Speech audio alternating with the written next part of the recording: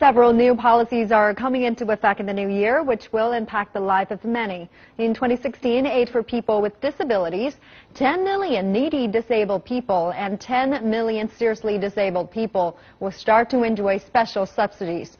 And a circuit breaker for Chinese stock markets. When the market board index rises or falls beyond a certain degree, trade will be temporarily suspended. Lower tariffs on a number of consumer goods, clothes, bags, suitcases, glasses, and free trade deals with South Korea and Australia begin to further slash tariffs. And residency registration for migrants who don't have permanent household registration in cities where they live, bringing hope for hundreds of millions as they begin to enjoy a number of rights as residents. Wu Guoxiu brings us more. A profitable business and a beautiful child. Life has been good for this couple in Shanghai, or at least it was, until their child reached schooling age. They don't have a hukou, which meant they had to find a private kindergarten instead of a public one, which is much cheaper. To apply for primary school would be very difficult. Even if he could go to school here, he couldn't take the high school entrance exam because the government says he has to go back to our hometown to take the exam. But there is some good news for the hundreds of millions of people in China that are in the same situation.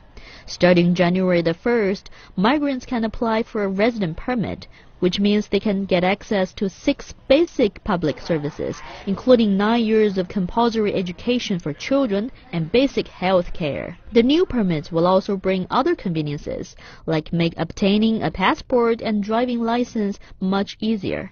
Even under the new system, migrants to cities still face restricted access to high school, higher education, and low-cost housing.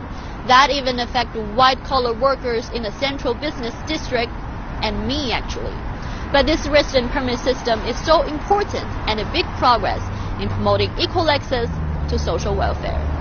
Previously, migrants were required to get a temporary resident permit, without which they would have problems in finding a job.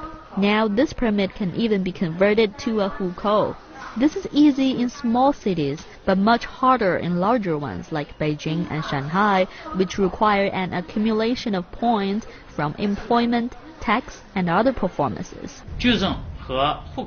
The reform aims to separate public services functions from hukou.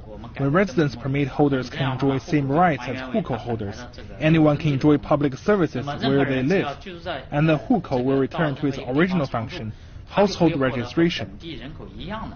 Professor Gao says the reform will help serve China's urbanization target, and that by 2020, 60% of the population will live in cities, and 45% of them will be registered as permanent residents. Wu Guoxiu, CCTV, Beijing.